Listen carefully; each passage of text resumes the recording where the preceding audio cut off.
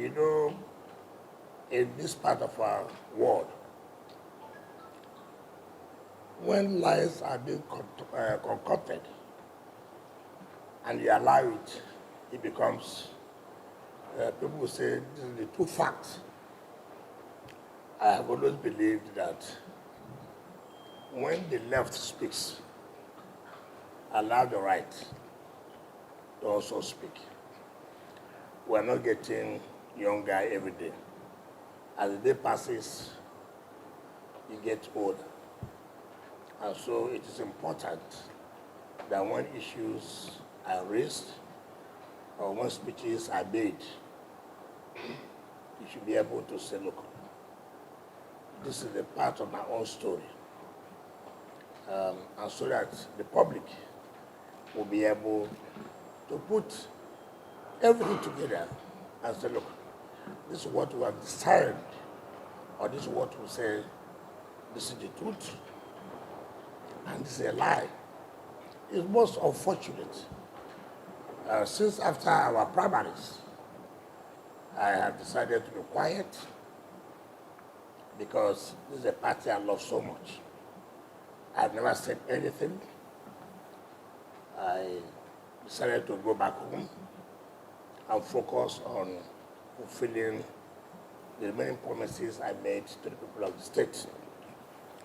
But there comes a time that people will understand and know the true facts of things. So obviously, when I will speak, it is not in doubt that I will speak and let Nigerians know the actual truth. Having known the truth, whatever they decide to do with it is left for Nigerians. Because you can imagine the presidential candidate of the PDP, Atiku, when he unveiled his vice presidential candidate, no right thinking, a lover of this party will say that the speech he made on that day was fair. No right thinking lover of this party. Forget about the run seekers. Forget about the scavengers. And I never reacted to it. I said, look, this party belongs to all of us. Thereafter, he appeared before the Arise television. See the statements he made. So many lies were told. And then he said, I should not react to some of those issues. That would not be fair. Assuming today I'm not alive, obviously what they have said will be accepted as the truth. Look at his attack dogs. Sule Lamido, Babangida Aliyu, Maina Waziri. Look at the statements they issued. Look at the abuses they rained on me. I never reacted. And Nigerians will say, look, you mean this thing happened? So it is important that as a person and for my own future and for those who are around me, to say, look, this is not fair. This is not fair. So I have to make sure I will react line by line, statements made by Atiku Abubakar himself and his attack dogs. I will do that. Nobody, though if anybody who loves me will not advise me not to react. Because why would you not react? Look at if a presidential candidate who believes he wants to win election, that somebody who contested fiercely with him has never raised any issue. I just kept quiet, just minded my business. See how my state can move forward. Every day, his people come up to attack me, to say one thing or the other.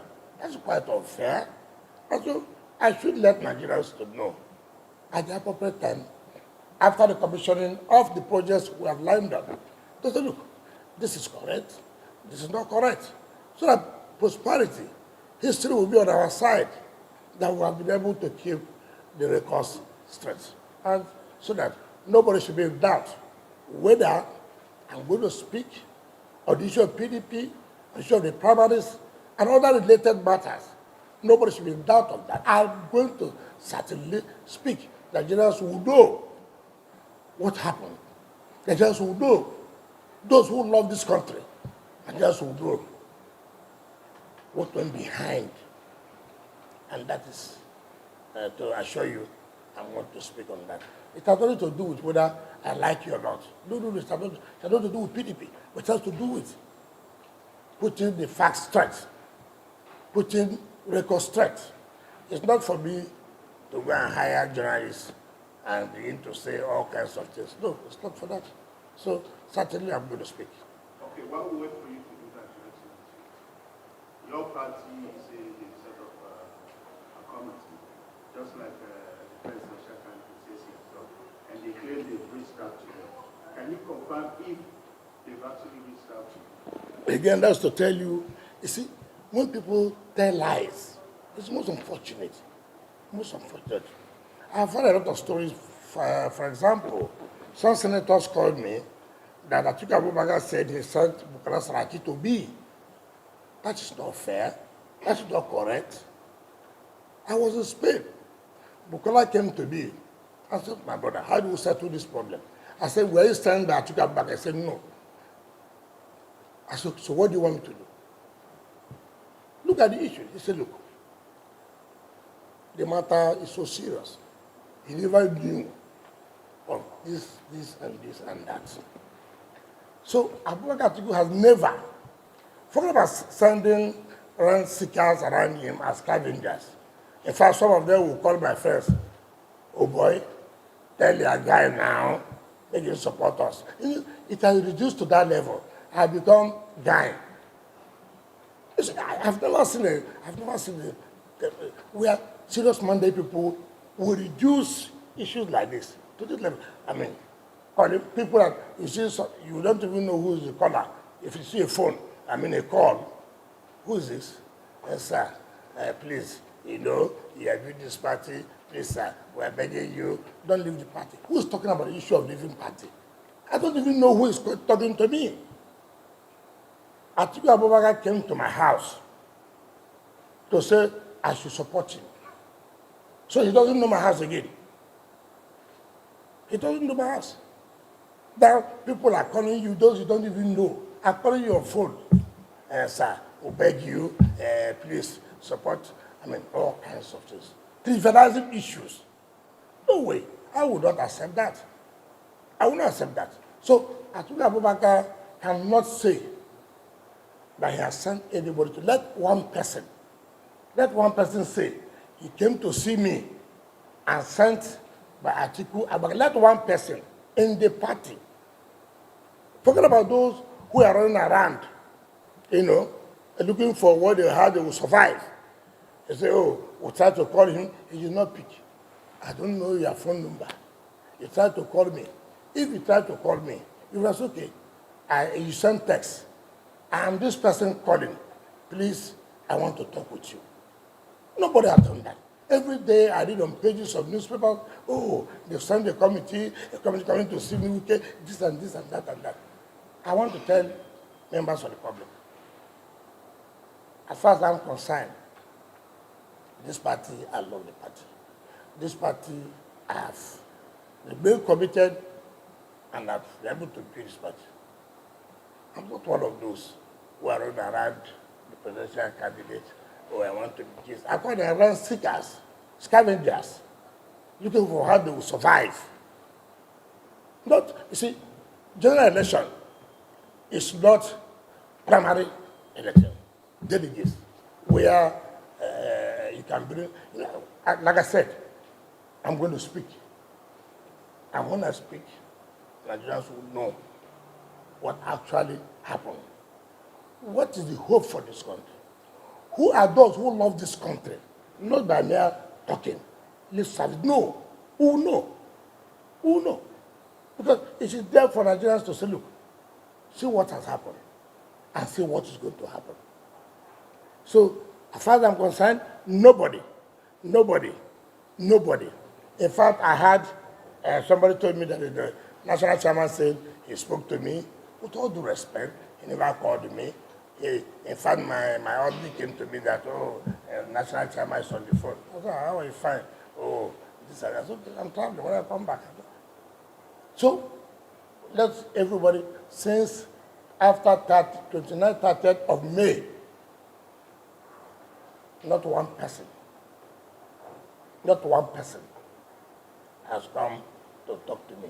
Forget about hiring journalists, press people like Ruben Abati, who was the former chief press secretary to the president.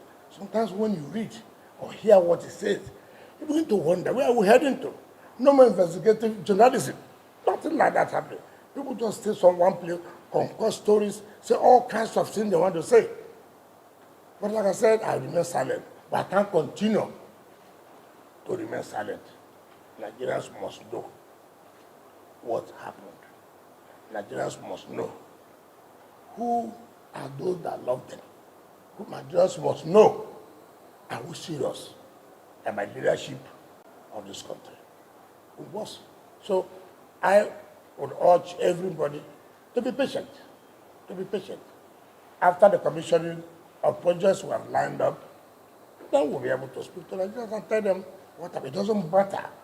It doesn't matter who is involved. I'm not a slave, and I will not be a slave. I'm a free born of this country. I must be able to say how things are. Whether it suits you, it does not suit you, it's immaterial. So the members of the public should please bear with us that we must put the records straight. If we don't put the records straight, history will not be happy with you. Thank you very much.